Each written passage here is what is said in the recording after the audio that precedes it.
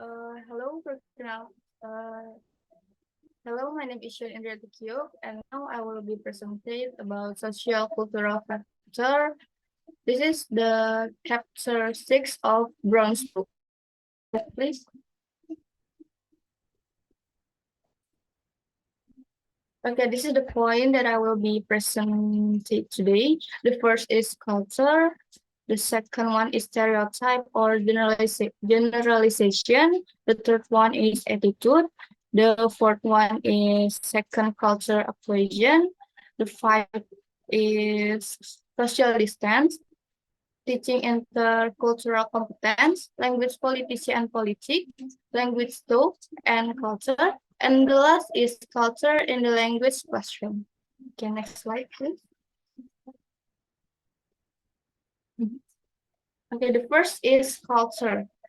Okay, according to Matsumo, 2000, page 24, culture is a dynamic system of rules that explicit, explicit and implicit established by group in order to ensure their survival, involving the attitude, value, beliefs, norm, and behavior served by group, but Herbert differ entry by each specific unit, with the group communicate across generation, relatively stable, but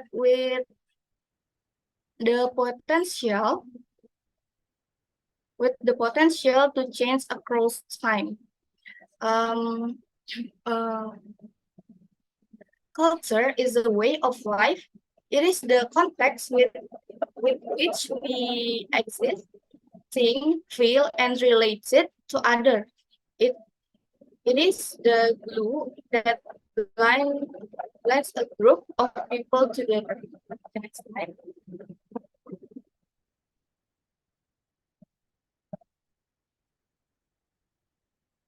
The second one is stereotypes or generalization. The stereotype might be accurate in reaching the typical member of a group, but it is the inaccurate for describing a particular individual.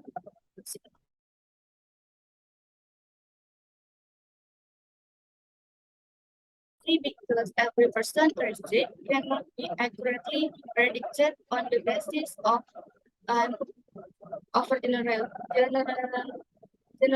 generalized median point along a continuum of cultural norms. To judge a single member of culture by overall traits of the culture of prejudge and misjudge that person or stereotype may have a way of potential developing people from culture. So we cannot stereotype them people from, for example, from Korea, Israelism. So it's the example of this point. This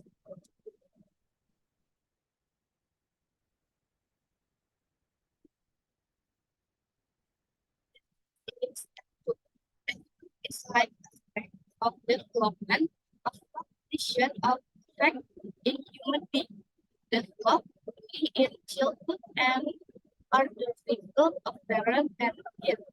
Attitude of contact with people are different in any number of ways and of interacting factor in the human experience. This attitude, this attitude form part of one's perception of self, of others, and of the culture in which one is living. Next slide. This is second culture acquisition. Because learning a second language im- implies some degree of learning a second culture. It is important to understand what we mean by the process of culture learning.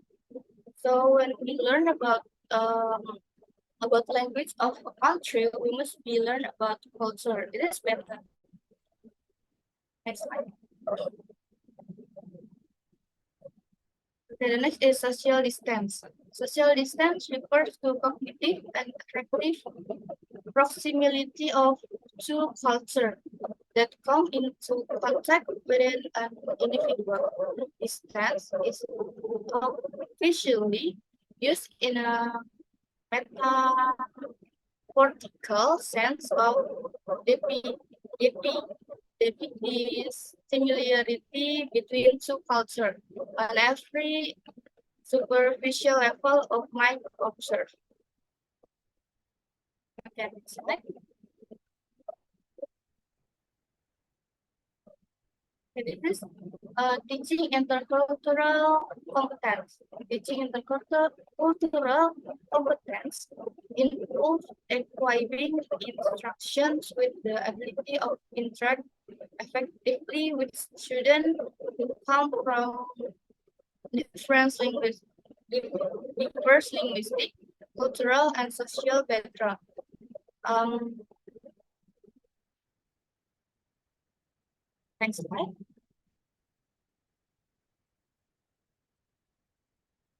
Language policy and politics is five point in it. The first one is word Englishes. The rapid growth of English as an international language or EIL has stimulated interesting but often controversial discussion about the status of English in its varieties of what is now commonly called word Englishes.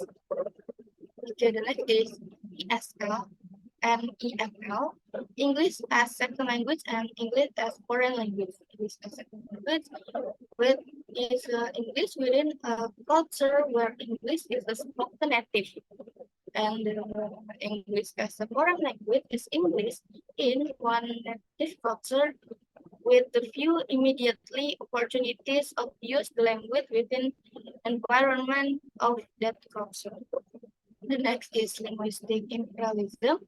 Linguistic imperialism underestimates language right by privilege one dominant language over other, often marginalizing multicultural education opportunities. And last is language policy and English only debate. English of education refers to the choice made by political entry by Ministry of Education or State Board regarding which languages will be used of teaching. This decision impact future generation of workers and voters. And then English policy was need to unify the country and the decades long debate over bilingual education. Right? Okay, this is language tone and culture. For the first one is farming out conceptual universe. Farming out conceptual universe is involves the way we perceive and understand the world based on how it is pre presented to us. Okay, this is the example like in this picture. Okay, the next is the Whorfield hypothesis. The Whorfield hypothesis suggests that language influences our perception of reality and shapes our thought process.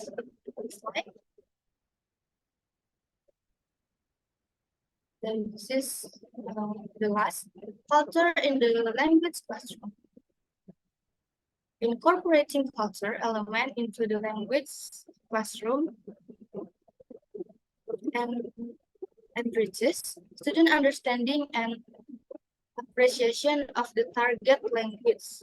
This is the translative culture that you must be uh, bawakan when you learn about language. Make student more interesting with the material. Next slide. Okay, thank you. That's all from me. Any question?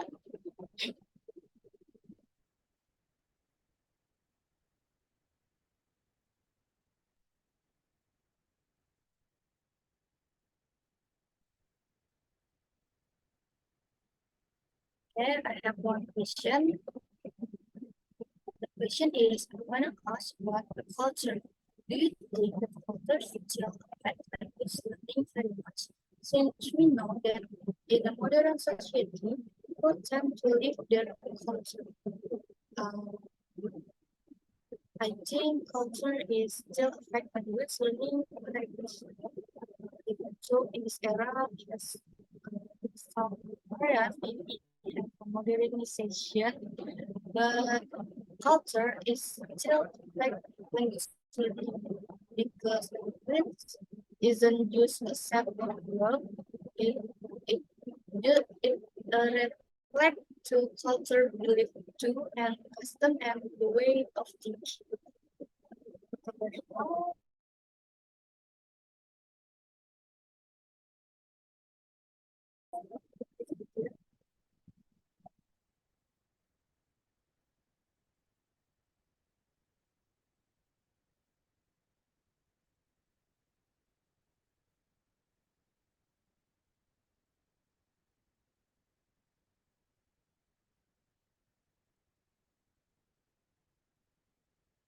Okay, there's all my presentation today. Thank you so much. Bye bye.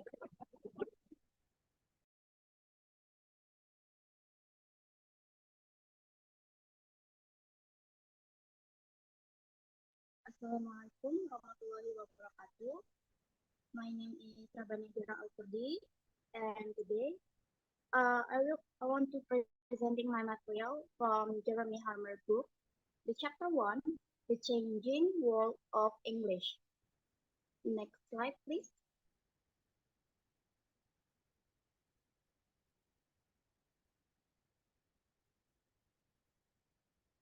The first material is about a language story. There are a number of factors which have ensured the widespread use of English. The first is a colonial history. English became widespread due to the colonial expansion of the British Empire. So, British colonies spanned continents, including North America, Australia, Africa, and part of Asia. The imposition of English as the administrative and educational language in these colonies laid the groundwork for its global spread. And then the second is economic. During the Industrial Revolution, Britain emerged as a dominant economic power. English became the language of commerce, industry, and finance, further solidifying its global influence. And then international trade and economic interaction often required proficiency in English, leading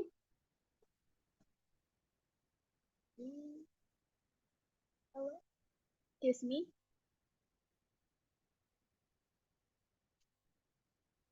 the previous slide, sorry. Yes, thank you. Um, and then the third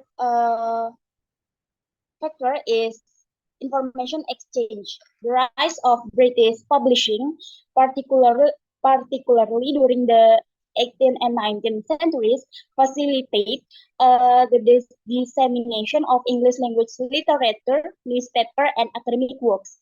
British media outlets such as newspaper, magazines, and later radio and television programs broadcasted news and entertainment content globally, contributing to the familiar, familiarity, the usage of English.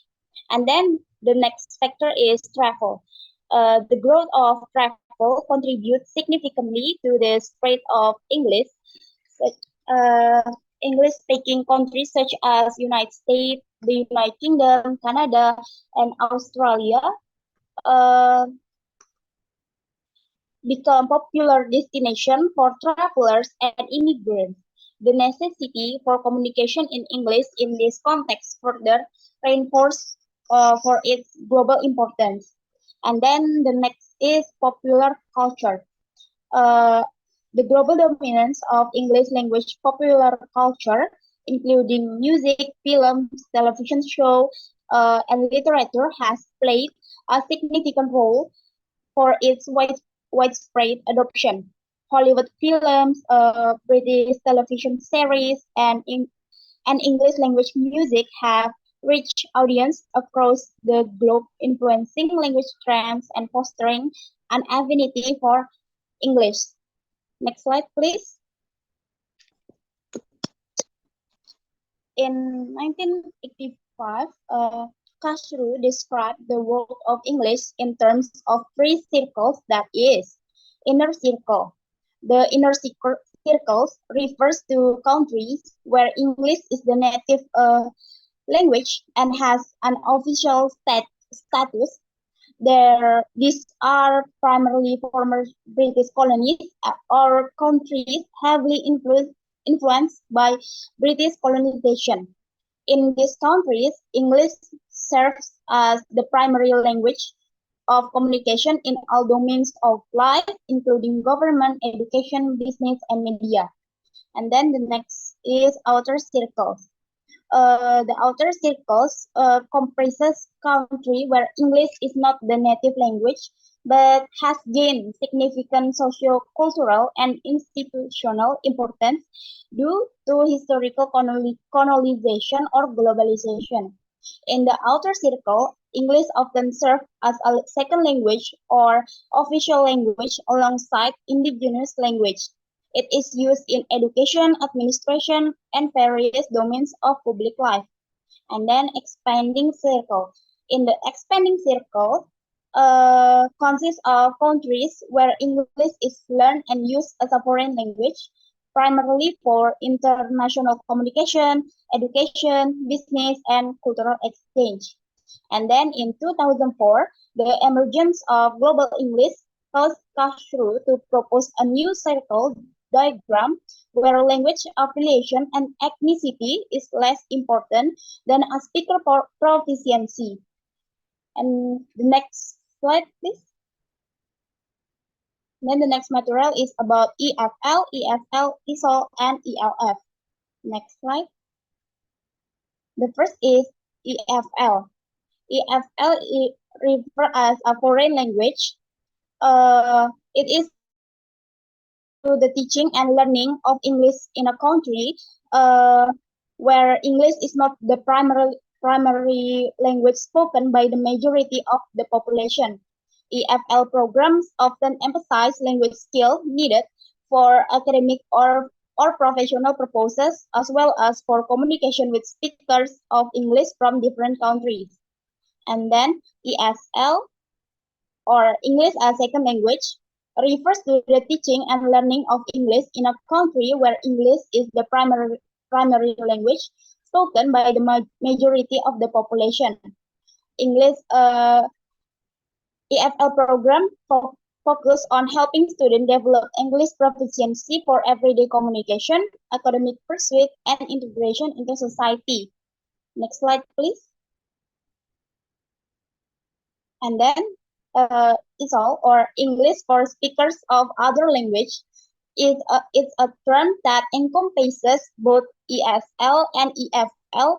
It is used to refer to program courses or that are designed to teach English to individuals whose native language is not English. This program often addresses a diverse range of learners with varying language proficiency levels and cultural backgrounds. And then the last is ELF, or English as a lingua franca. ELF refers to the use of English as a common language of communication between speakers of different native language. ELF also recognized that English is used as a global language franca in various domains, including business, academia, tourism, and diplomacy, where speakers may have different first language. ELF research and pedagogy focus on understanding the linguistic communication strategies and intercultural dynamic involved in English communication among non-native speakers. Next slide. Okay, that's all from me. If there any question, please raise your hand or type it in the chat box. Thank you.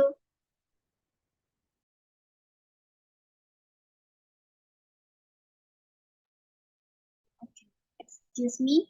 I want to answer a question from Ariski. Um, The question is, English has been widely spread due to pop culture, but we know that English in the pop culture are not formal English, in a sense that they use a lot of slang and break the rule when it comes to grammar. So do you think that it is still a good approach to learn English through pop culture? Um, in my opinion, learning English through pop culture can be both good and bad because pop culture like movies and music can help us to learn English in a fun way, but sometimes they use informal language and slang that isn't always correct. Still, it's helpful because you get used to how people really talk in everyday life, and just remember that it's important to learn English. It is important to also learn formal English rules alongside pop culture stuff to get a better understanding of the language. So that is my answer. It is clear for you, Ariski?